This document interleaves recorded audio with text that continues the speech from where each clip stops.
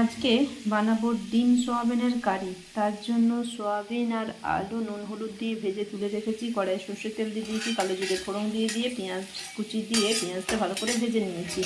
এরপরে একটা মশলা তৈরি করেছি। এতে হচ্ছে টমেটো, আদা, রসুন, পেঁয়াজ, শুকনো লঙ্কা, ধনে গুঁড়ো, জিরে গুঁড়ো, হলুদ, সর্ষের তেল, কাশ্মীরি লঙ্কার গুঁড়ো দিয়ে একটা পেস্ট তৈরি করে রেখেছিলাম, সেই পেস্টটা দিয়ে দিচ্ছি।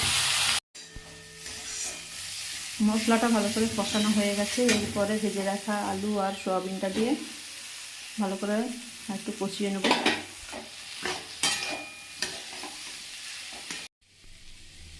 ভালো করে সয়াবিন আর আলুটা কষানো হয়ে গেছে। এরপরে পরিমাণ মতো জল দিয়ে ঢাকা দিয়ে দেবো। ঝোলটা ফুটে গেছে। এরপরে সেদ্ধ করে রাখা ভেজে রাখা ডিমটা এটা দিয়ে দিচ্ছি। আমার কাছে মানে একটাই ডিম ছিল, তাই একটা ডিম দিয়েই করলাম। তোমরা বেশি ডিম দিয়েও করতে পারো। তো এটা আর একটু ফুটতে দেবো, তারপরে এটাকে অফ করে দেবো।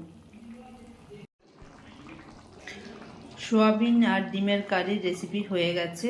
এইটা ভাত, রুটি সব কিছুর সাথে খুব ভালো যায়। এইভাবে সোয়াবিনের কারি করলে খেতে অসাধারণ লাগে।